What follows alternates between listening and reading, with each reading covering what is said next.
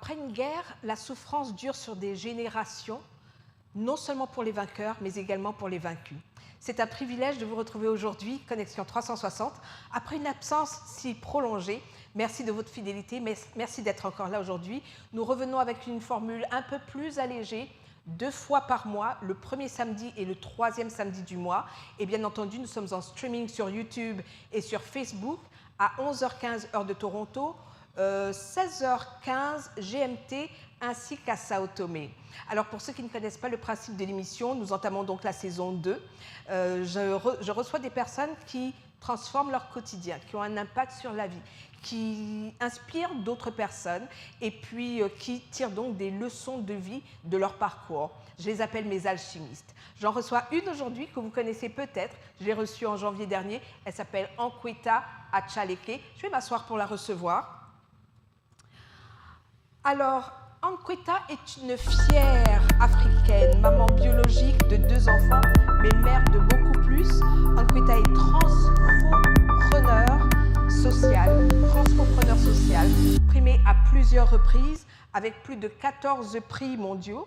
En 2014, elle est conférencière chez TED Talk et en 2015, elle déménage de l'Autriche pour l'Afrique du Sud, en clamant « Follow me to Africa ». Bonjour Ankweta, on la reçoit. Bonjour Ankweta. Oh Elikia, tu es si belle aujourd'hui. Et félicitations pour le retour de ton émission. Je ne te vois pas encore à l'écran. Comment vas-tu? On va te voir dans quelques secondes à l'écran, mais comment vas-tu?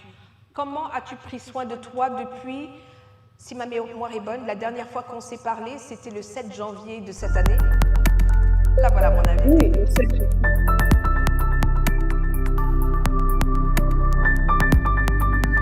Voilà, j'entends une musique, ben voilà. Depuis le 7 janvier. C'était une musique pour te souhaiter la bienvenue. Merci bien. Je vais très bien, je vais bien. Toujours plein d'idées. Comment tu as pris soin de toi de janvier à maintenant? Comment j'ai pris soin de moi? Je crois que ça, c'est quelque chose qui se fait automatiquement, surtout avec les temps qu'il faut prendre soin de son santé mentale, de son état de santé mentale, physique ainsi que morale et spirituelle. Donc, je fais de mon mieux. D'accord. Ankweta, préfères-tu que cet entretien se passe en anglais ou en français? En anglais. En anglais. That's not fair. So last time, 7 years ago, or almost 8 years ago, you told us, follow me to Africa. And you went and left your luggage in South Africa. And you were so right to do that because since that time you accomplished so much. You wrote books, you started your publishing company, Globuntu Books. You trained and coached children to write their own books. There were, how do you say that? They won prizes and things like that. So you did well, you did really well. Can you want to touch about that before we talk about your next move? The move to South Africa was one that was long overdue. You know, some of us, when we grow up, we think that greener pastures are outside of our continent. And our education system tells us that we are not good enough and that we are, all those words underdeveloped, third world countries, emerging economies, and, all those things. And then you seem to think like the logical thing is that greener pastures are somewhere else. And so we leave our countries, we leave our beautiful continent, and we go abroad. So I did just like those who do it. And I spent 20 years out there. And after 20 years, I realized that I was getting lost, getting very, very lost. And I needed to find myself. And the environment that I was in was not just challenging, but I realized also that I outgrew that environment after some time. So when you're in a space where you think like you can do much more and you put in so much energy and you don't get the result that you want, then it may be a clear indication that you have outgrown your system, your environment. And when you outgrow that environment and you don't make a change to move her out, there are just two scenarios that await you. Either you become bitter or you stagnate. You agree to regress, and regression is not me. It's just not me. So yes, I packed my two suitcases, left my kids behind, and everything that I had known for 20 years, and went to South Africa. And it turned out to be one of the best decisions that I have made because while there, I had to start all over again.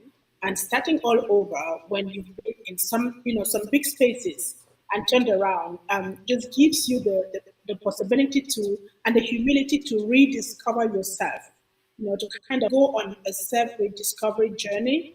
And that self-rediscovery in humility really allows you to tap into your biggest potential, some of the things that you know that you could do, but which you had not been doing because the environment that you were in did not allow you to do that. So that's exactly what I did in South Africa, finally becoming the author that I knew that I was born to be, and to help other people to write their stories.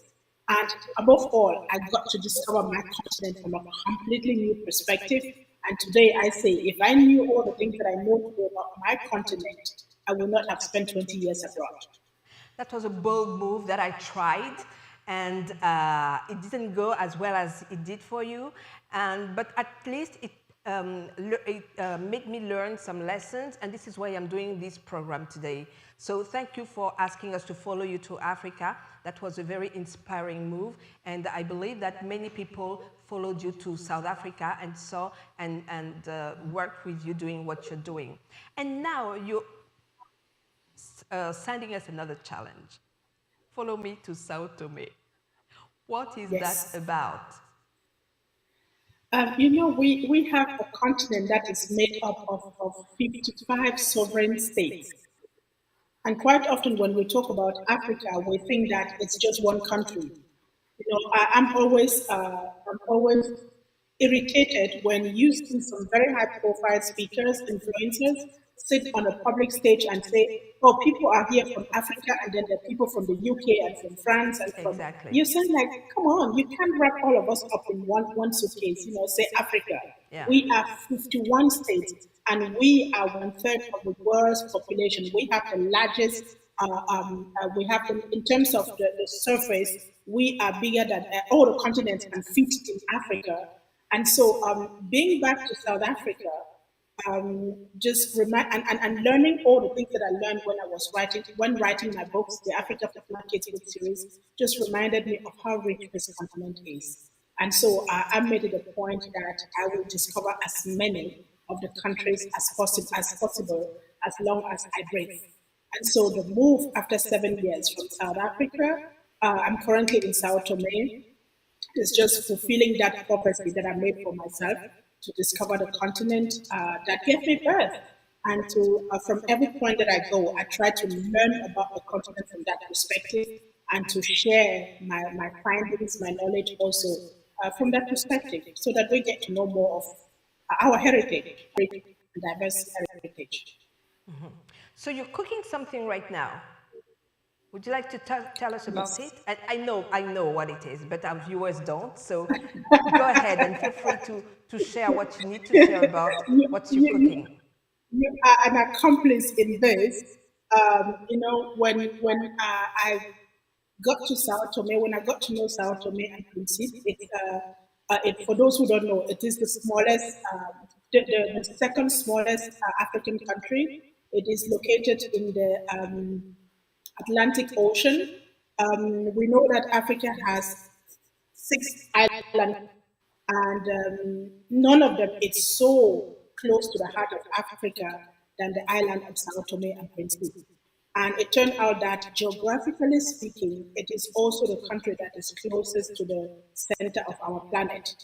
And that center of the planet is the place where one of the most horrible concepts in the history of humanity was first implemented. It emerged from here. This beautiful island was used to implement that concept, which is the concept of slavery. And we know what is the enslavement of African people has done, we know the consequences that we still face today, so many years, so many hundreds of years thereafter. That concept was implemented in this place. And this place should be one of the places that we all know. But Sao Tome, when you say Sao Tome and Principe, people ask, where is that? What is that? And it's something that I think we should change. We should change, and what we're cooking, it's all about, repositioning this island country in the world history where it belongs, repositioning it in the heart of Africans and people of African descent, because whether you like it or not, our destinies was changed from this place forever, and the destiny of our humanity. And what we're cooking is something that we will share as time goes on. But the essence of it is that we got to recognize this island as a world-rich a history site that again shaped and shifted our destinies as people of as African people, people of African descent, and people of the world. Everyone on this planet has been affected by what was done on this island, and so the soup, when it is ready to eat, everyone will be invited to come to the table, because we think that looking at the world from here will give us a different understanding of what is going on in the world and some of the challenges that we go through, but also the fights and the wounds that we carry that absolutely need attention. When I say attention, it means that we need healing. And that healing is, we believe, that it is going to come from this place, because this is a place where we were first very, very severely wounded. So Sao Tome being the heart, not only of Africa, I understand that, but being the heart of the world, Sao Tome needs, this heart needs to beat again, have its own rhythm so that the world can heal. Is it what you're saying? We need it being the heart and carrying the wounds of enslavement means that, and when we look around us and see all the consequences of enslavement, I mean, when you look at how Black people are treated the world over, we still have a lot of racist motivated violence and killings and exclusion and inequalities around the world. And when you come to this place, you find a lot of serenity. And you wonder, how can this place be so serene when so much damage was caused from here? But then you realize that that must be the spirit of the ancestors that needs to be listened to. It must be something must be here that we need to do in order to start that healing process from here. Because when you look at it, it's a beautiful island, but most of the buildings are run down. It's a place. It's like the world stood still here. When you have been to other countries and you come here, it's like it's a completely different century. It's like, and you're wondering like, what happened? What should we do? And in spite of that, some people would say there is a lot of poverty. But what I see is it's humanness. It's humanness. It's a lot of what you and I would call Ubuntu. It's a lot of connection. It's a lot of natural authenticity that I think the world needs from here. It's one for me. It's a miracle that we still have such a place in our planet, and I think it is reserved. It has been reserved so that the face of humanity can then be rediscovered from here and taken to heal the world. And that healing will start when we start, looking at Sao Tome through the eyes that it deserves, giving it the honor and the respect and the place that it deserves in world history. Absolutely. And Elikia, there's something else that we need to say. This being the birthplace of that concept of enslavement. It is the first country on our continent where what Howard French, the author of Africans and the making of the modern economy, calls the emergence of the prison industrial labor camps. In some high profile English, they call it plantations. So the first sugarcane plantation on our continent was here. And after this country enriched the rest of the world, the world with the revenue that came from sugarcane plantations, the plantations were transformed to coffee and cocoa. And so this small, beautiful island was once the world's largest producer of sugarcane and then later cocoa and coffee. And tell me any one person in the world today who doesn't know sugar, who doesn't use sugar, who doesn't drink coffee, or doesn't eat chocolate, or any product that comes from all of those products. And you will see we are connected. We are all connected in one way with this island. And we should all know this island, whether we're visiting it or not, whether we're honoring it from the place where we are or not. We need to know the islands of Sao Tome because it has an impact in our lives every day. You talked a lot about healing.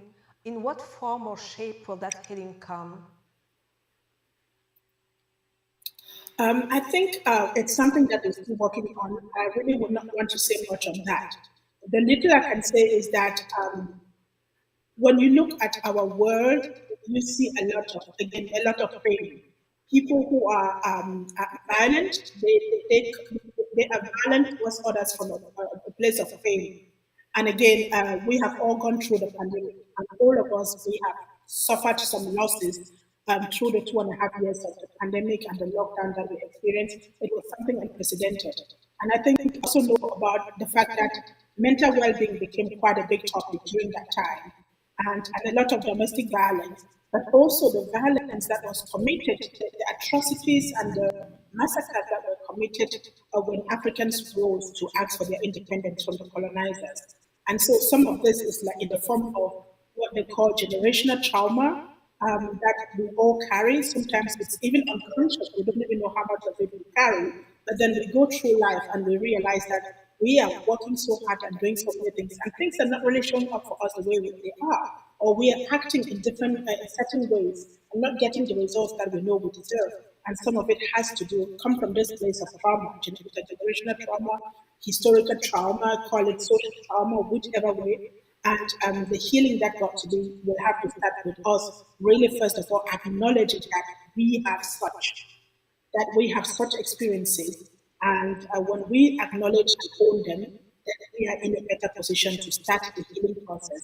And that healing process is going to be multi-phase. It's going to be in so different layers. Depending on which where you're coming from, you will certainly going to start from where it makes more sense to you. Some people will start with talking about domestic violence. Some people will talk about the hurt that comes with losing your job or losing someone through debt. Some will come from a space of racism, act of racism that they have experienced on the street. You know, it's going to be so multi-phased, and there are going to be quite a lot of activities that will come with that. And again, it's a concept that we're still working on. Once it is ready, through the events, the big events that we're organizing next year, we will take it out to the world and invite everyone to be part of this because it's not a one-way traffic. It's not just something that we African people need to do or people of African descent need, but something that the world needs. I And in like. here,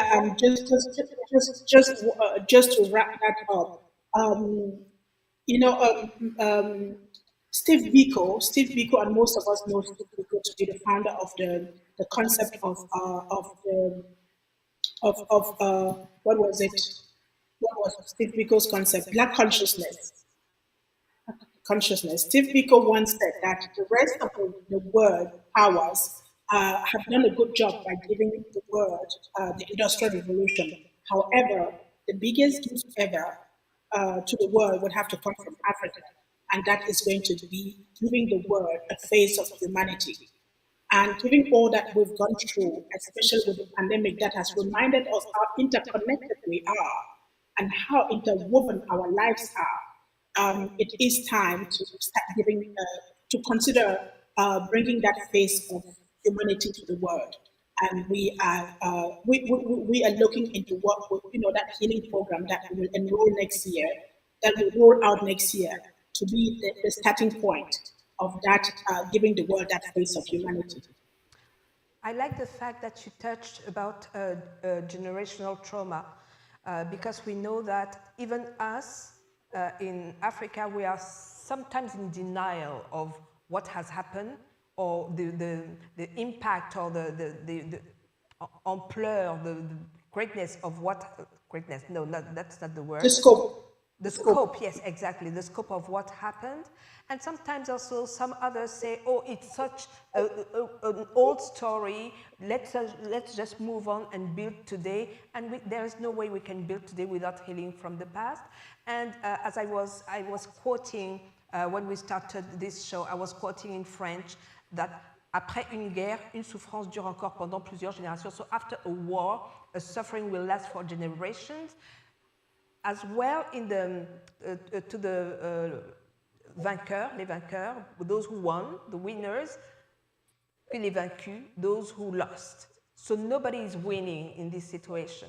Nobody is winning, even those who were part of the project of enslavement of black people, their descendants are not winners, and they also need to be healed and to acknowledge what has been done. I believe so. Absolutely, absolutely. Quite often, people think that history is about the past, but history is the space from which we come from. And when we know what has happened in our history, we know how to use that knowledge to shape our present and to build the future. History is not something that we should forget. It shapes us whether we like it or not, whether we know it or not.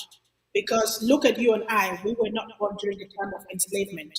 But what happened that time is affecting us, and it has been affecting all of us for the past 5 to 600 years. And if we don't find closure with it, we don't go back to that place, acknowledge it, honor what happened, have closure, reconnect, and start heal and start rebuilding from there. This will continue to happen. And I think, again, we some of these things they're just in our DNA, and we don't have to have been there personally. Our ancestors were there, and the environment that we were born in and which we grow up in has been the scene of such atrocities. And so, the conversations that happen around us, the fact that we Africans are continuously being looked upon as people who are not good enough, people who are not educated, people who are submissive, people who have no past, people who are, coming from third world countries, underdeveloped, all those concepts come from that past. So even if we deny it, we don't acknowledge it, we are living and facing the consequences of what it was. And owning it again and saying, I know what it is, and I know where that comes from, and where I am right now. I need to deal, I need to walk through that. And walking through that is the healing that we're talking about. When you heal, you don't face triggers. There's things when people say they don't trigger you anymore. Because when you're in a space where you're constantly triggered by something, it means the wound is not healed. It's soaring. So you need to go into that wound, clean it, and let it really hurt you. When Mandela launched the Truth and Reconciliation movement in South Africa after he came out of prison, he said we need to face the pain and see how much it is, so much so that we know that we don't want to go back there anymore. So if you don't even know how painful it was, how horrible it was, you would kind of banalize it. You would kind of not kind of belittle it and pass on.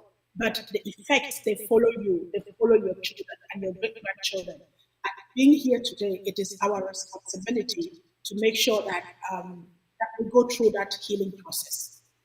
And that's why I think it's so important that we look at the different layers. It's so complex. It's so complex. The results, not the consequences are so complex that we need to peel every layer of it. And it's not something that you do on one day, 1 year, 5 years. No, it's something that you do for the rest of your life. And when you're in the process, again, the beauty of it is that some of the things no longer trigger you because you've worked through them.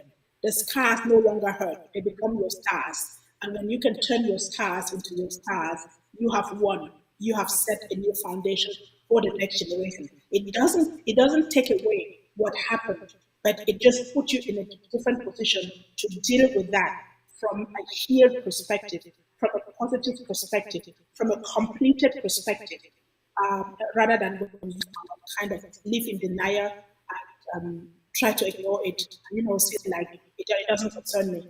It does. Where would you want us to join you in Sao Tome to start? that process? Do you have a time The frame, starting point is next when year. is good for us to come? The starting point is any time, but the starting point that was set for this journey is March 2023. We are hosting in Sao Tome will be the host of the first transatlantic get together of the world's first female president, prime ministers, and governor generals of African descent, specifically the former, because these are people who have journeyed through their own wounds, and they are people who have come from that space of history and who, in spite of all the limitations that they had, made it to the highest executive political offices in their countries. We talk about children of Africa, not just on the continent, but also in the diaspora, in the Caribbean, in South America, North America, and even Europe. So we want to unite them in Sao Tome so that we can reflect on that legacy that we carry from the place where it was created and to then start that healing journey from there. And so the first place to come in is get ready. This event is coming up. Watch our social media spaces. Check out our website. Follow me to africasouth.com. A lot of information in there, and you will. And if you follow us, you'll not miss any communication when it comes to when you can join. So you can secure your seat on time. Don't miss out on this. So let's save the date. We said March from the 6th. Save the date from the 6th of March to the 6th of March to the 12th. To whenever.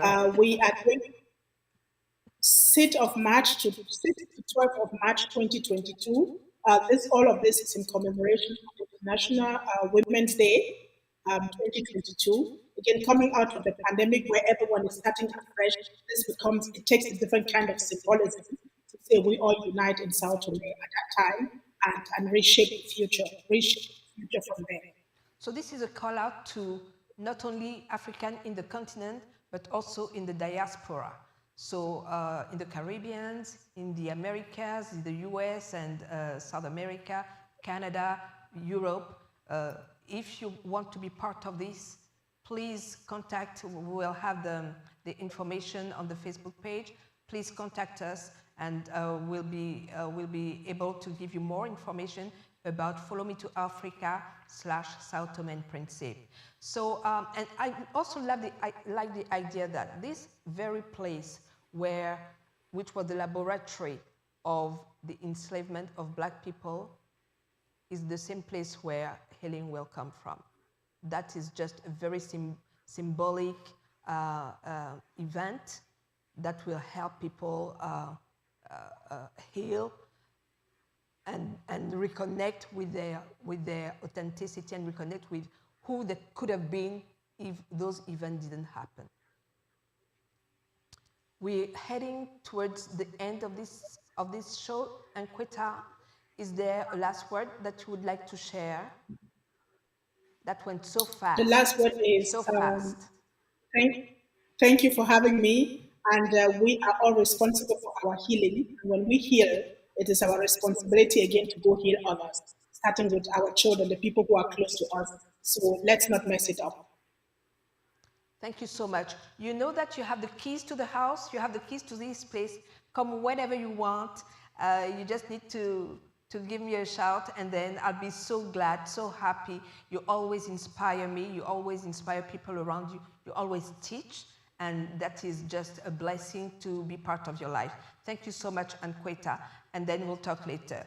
As of here, je vais continuer en français. It was a challenge for me to speak English. It's been a long time. Alors, comme je vous l'ai dit au début de cette émission, nous nous retrouverons le 1er et le 3e samedi du mois. Donc, le prochain rendez-vous, c'est le 15 octobre. Non sans nous séparer avec cette petite méditation, comme d'habitude, très inspirée de Michael Jackson. Et oui, vous pouvez fermer les yeux ou les garder grands ouverts. Guéris-nous afin que nous cessions d'étouffer la vie, de blesser cette terre, de crucifier son âme, de nous entretuer.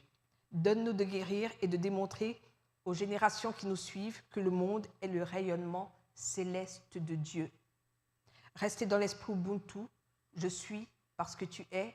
Je suis ici parce que vous êtes là. Merci et bonne semaine à tous. Au revoir.